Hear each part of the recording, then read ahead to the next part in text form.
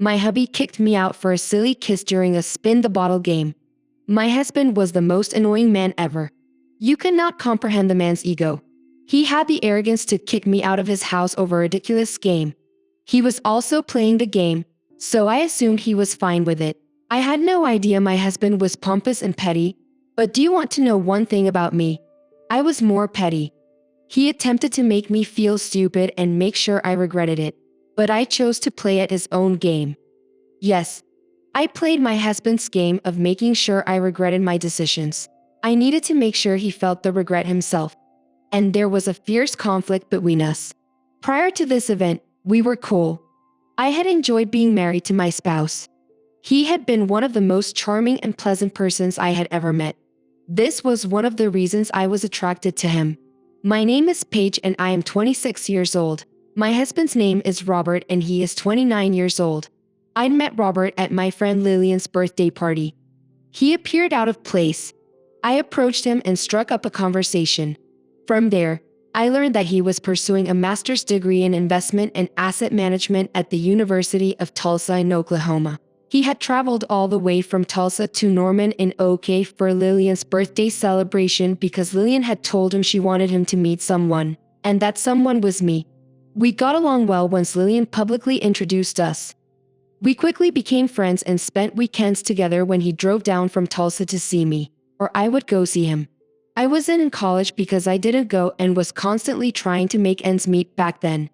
Anyway, the dynamic worked between us, and I got to know his friends, and he got to know mine through us, and I got to know his friends by hanging out with them, and he got to know mine. We started dating 2 years later, after he finished his master's program and began working as a stockbroker for a financial firm in Tulsa. Then he advised me to move to Tulsa and live with him. I had been between jobs at the time, so I agreed. When I relocated to Tulsa, I took a job as a customer service representative at a 5-star hotel and spent more time with my spouse because we were living together. Once again, our dynamic worked. Even while living together, I became closer to his buddies, and I would have called them family. But my spouse had no family. He had been orphaned at the age of 6 and raised in the system. All of the residences he had been placed in did not work out well for him due to the parents of the family, but he had maintained friendships with the folks he had met in the system. This explains why he had pals rather than relatives. Anyway, after 1 year of dating, my spouse proposed to me. It hadn't been a particularly memorable wedding, but his buddies, as well as the few friends I had from Norman and the one I had made in Tulsa, had cheered us on as my husband knelt down on one knee to ask me to be his wife forever. I've been married to my husband for 3 years, and in that time, I've become a hotel concierge, while he's gone on to create his own firm. We resolved not to have children until at least 5 years into our marriage. We decided together to enjoy our time as a married couple before having children. We agreed to do all of the fun things that couples do, such as go on trips, attend parties, and generally be childish together until we reached the age when we wanted children. I had been looking forward to having fun as a married couple. I just didn't expect my hubby to be unable to take a joke or to be extremely insecure. My husband was asked to a house party by one of his foster buddies, which started our issues. It was supposed to be just an indoorsy type of thing. I'm sure you get the impression we got there and then realized it wasn't the little group of 5 we had hoped for. Except for the host, there were more than 15 persons in attendance, none of whom my husband or I knew. The celebration was quiet for the first 2 hours. People are only trying to get to know one another. Do you want to know what I was doing at that time? I stuck by my husband like the caring and dedicated wife I was. I was completely riveted to his side. My hubby was in the middle of socializing. He only talked to you when you talked to him. He was not the type to approach people and start a conversation. So, despite my husband's broody face, the folks who were getting to know us were the ones that approached him.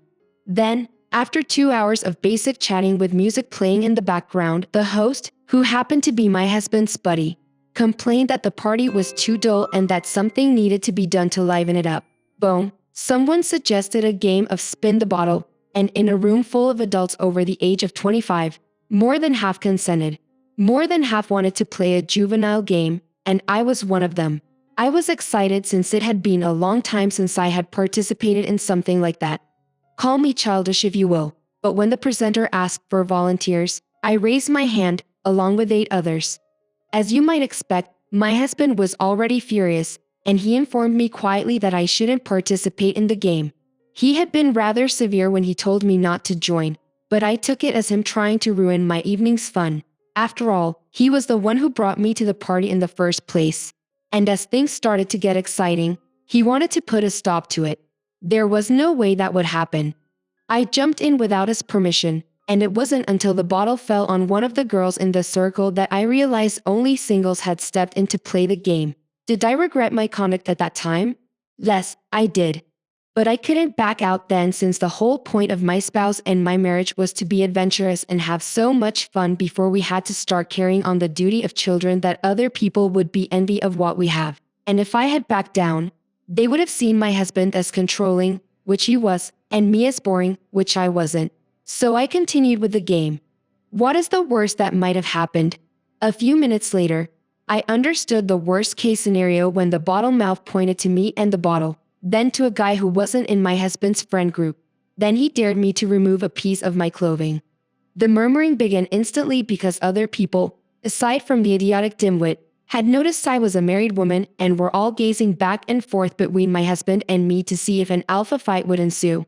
My husband did nothing, and the foolish dimwit eventually noticed there was a ring on my finger and settled for a kiss on the cheek. I could do it with easily, and the tension would dissipate. That was what I was thinking to myself. I was wrong as usual. The stress did not ease. In fact, it became worse because as I turned to offer the stranger a pet, he adjusted his face, prompting me to kiss his mouth. I accidentally kissed a stranger, and my husband sighed. Everyone who had gone around the circle had feigned not to notice that the person had turned on purpose. They all just remained silent and avoided my gaze. But my spouse had witnessed it. I felt ashamed at first. Of course, I was embarrassed since a random stranger had gotten the better of me. He had turned his head deliberately. Apparently, my husband didn't perceive it as a mistake. He interpreted that as disobedience, and he didn't mince words in telling me how I had disrespected him and blah blah blah. He was furious, but so was I, because I had attempted to explain that the kiss had been a mistake. I had never intended to kiss the guy. I didn't know who he was. However, my husband was upset since I had gone to play the game in the first place. According to him, if I hadn't gone to play the game, the kiss would not have occurred. Can you all imagine that? Isn't he supposed to take my side first? Why was I at the top of his list for appropriating blame, rather than the person who had requested a peck and converted it into a mouth-to-mouth kiss? I didn't quarrel anymore that night, and I remembered vividly that I apologized. I went to bed believing that everything was finally fine. You wouldn't believe the tantrum my spouse threw the following day. In the days following it, he never let me forget that. And do you want to know the cherry on top? He kicked me out. After a week of enduring his outbursts over a dumb spin-the-bottle game, my husband returned home from work one evening and stated he couldn't bear to see my face, knowing I had degraded him in front of people he knew and didn't know. Can you folks understand that poor reason? I had hurt his ego, and instead of talking about it or listening to me because I wasn't wrong in any way, he opted to kick me out. I knew it had been his friends. There was no other logical explanation why my husband would make such a reckless decision. By the next morning, my husband had retrieved my bags from my room and informed me that we needed to take a break. Who in the world takes a break from marriage for a dumb kiss? It had been a mistake. I was disappointed since I expected him to sleep it off because it was largely work-related issues and not a major deal. But I was proven wrong by the time morning arrived. You can't imagine my amazement when I woke up to get ready for work and saw my husband holding my luggage, telling me he needed a break from our marriage. Do you know what he did? When did I tell him I wasn't leaving? He got more justified in his actions. He explained that this was my problem. According to him, I did not respect his opinions. How was I expected to show him respect, kicking me out of his residence in a city where I had no close friends to beg for a place to stay? But my husband had not considered that fact. He simply swung his ego around and didn't like it. I had not succumbed to his ridiculous alpha inclinations. Then I left my husband's house and went to stay in one of the hotel staff rooms.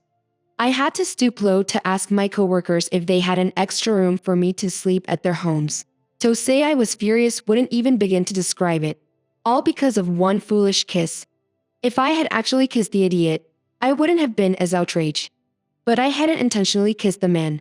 And see how I was suffering. So I decided to justify why I was hurting. So I would not be suffering for nothing. After all, my husband had stated that he wanted us to take a break from our marriage. And I was going to do exactly that. I did exactly that, you guys. I looked into the reason for the breakup of my marriage and resolved to truly embrace the kiss. Fortunately, if you needed to find someone in Tulsa, simply head to the large convenience store. They had to come by sooner or later, and the dimwit just happened to be there. I ran into him on purpose, and he recognized me. Of course, he would. Except for my husband, I was not easily forgotten. Anyway, we hit it off and started going on one of these adventures. He brought me back to the hotel staff room. I had discreetly pulled him in and accepted the kiss that had created so much problems, and believe me, it had been worth it. We started sleeping together after that. This went on for 2 months, and my spouse never contacted me, not even once. He never showed up at my office to ask about me or called my family to see how I was doing. Nothing. Nada. Meanwhile, the idiot who had inadvertently kissed me treated me as if I were his woman. I know you're all asking if he didn't know I was married. He knew, but he also assumed I had gone through a divorce. I lied and said that attending the party was my husband and my last chance to save our marriage. But after the party, things didn't work out. We officially divorced. My affair had not even come to mind. He treated me like an egg, assuming I had recently gone through a difficult divorce. It had been as simple as that. I was having the time of my life. My affair took me on dates. Was fun. I didn't get worked up over something like my spouse did, and I'm not the type to throw tantrums. He listened, and I had thought I had hit the jackpot. You guys with no husband tied to my status. I was happy. I was happy because even if my husband caught me cheating, there was no way he was going to blame it on me. He had been the one to insist on taking a break in our marriage after all. He hadn't specified what taking a break meant. I was so certain he was having the time of his life and expecting me to be somewhere in the corner, sulking over the fact that he hadn't called me for 2 whole months. I mean, I might as well live my life like I wasn't married, right? The next week, my husband decided that he should call me. Like, could you imagine? He thought maybe I finally learned my lesson and we could start to live together again. My husband actually said that as if our marriage was like a movie. You could press pause and then play for long. I had never lived a more hilarious moment in my life. You wanted me to learn to respect you, and what you do is kick me out of the house in the hopes that I would come crawling at your feet and begging you for forgiveness. My husband had another thing coming. I wasn't going to go back to him until he was the one who begged me to return. I wasn't a plaything. I was his wife. And he had treated me like garbage, all because his friends had told him I didn't respect him for my actions at that stupid spin the bottle game. To be frank, I had never even wanted to go to that party, but my husband had coaxed me to go. I went to the party because of him. I stuck to his side the entire boring night, and when I got the opportunity to do something fun, he tried to coddle me. Did that seem fair? Then after he threw his tantrums for a full week, he went drinking with his friends and had listened to their drunk rantings about respect and their stupid ego and had got back and told me he wanted a break from marriage because I didn't respect him. And even if I didn't, it had just been a one-time thing. He decided that would be punishment for a one-time incident where I had disrespected him. Well, on the day he called me to tell me I could come back to his house, that our break was over. That day, I decided my husband was going to grovel and I succeeded. Yes, I did. My husband began calling me every day the following week after his first call, when I had told him in plain terms that my break wasn't over yet. He started showing up to my workplace, disturbing my phone and my coworkers. All the things I had wanted him to do. But it was too late at that moment. He got me flowers and all the stuff that would make a woman weak in the knees. But I wasn't budging. I didn't plan on budging. But something else happened. I found out that I was pregnant. And before you all come for me, that I had gotten pregnant for my affair and wanted to plant it on my husband. That wasn't true. Here was what happened. I had fainted one day at work and was rushed to the hospital. The doctor told me I had put my baby under great risk. and when I told him there was no way I was pregnant, he confirmed that I was already 6 months along. I had asked how it was possible. I wasn't showing yet and why I had felt no symptoms of the pregnancy. And the doctor told me my pregnancy was probably a cryptic one, and that wasn't a bad thing as long as I didn't stress myself too hard. I only began seeing my affair 2 months from that time, so there was no way it was from him.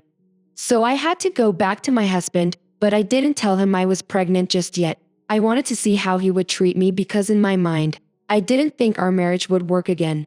Believe me, I wanted it to, but I didn't think it would because I knew my husband was going to find out about my affair. When I got back to his house, I knew our marriage was a ticking time bomb, but I decided to enjoy it because my husband decided he was going to keep groveling. He took me out on dates shopping, sent me money unexpectedly, basically did things that had shown he was sorry, and I was on the lookout to see when the thread of good things would snap. My affair had started his own madness movement. He would disappear for days on end and I just cut him off from there. My husband was back to his senses, so I had no need for him. Remember when I said it was only a matter of time before my husband reverted back to his tantrums? It wasn't even up to 2 weeks before he brought up the topic of me disrespecting him, and he told me I shouldn't do it again or he was going to leave me. There was another party that night that another one of his friends was hosting and it was mandatory. I attended with him for a reason I hadn't known, but everything happened for a reason. The party was the snapping factor of my marriage. Before the party, I had planned to tell my husband, but he had gotten me so outraged with the "don't disrespect me" talk, so I didn't tell him then and planned to do so after the party. Another mistake I made, my sleeping with another man, was exposed at the party. I mean, you couldn't have written a better controversial script than the one that had happened at that party. It was so unbelievable. The man I'd had an affair with decided to show up at the party and saw me at the party with my husband and decided his ego couldn't take a little trip. He walked up to me and started yapping so loud that he got the attention of the party. When the murmurings increased, I knew they had caught wind of our conversation, and it wasn't long until my husband came into the conversation and understood what was going on. The look on his face was comical because I had done the very thing he told me not to do when we had left for the party. My husband left the party without me, and when I got back home he had locked me out and thrown my things out. Thank God I hadn't fully moved out of the staff room when that had happened. The next week a lawyer called me and told me my husband wanted me to sign divorce papers and I was to meet him at the office. I got there and my husband was already waiting for me. He was livid and flung the divorce papers in my face. Then that's when I dropped the bomb. I told him I was carrying his baby. Of course he didn't believe it. And at that point in time, I couldn't be bothered if you believed it or not. I signed the divorce papers willingly because I didn't want to be married to him.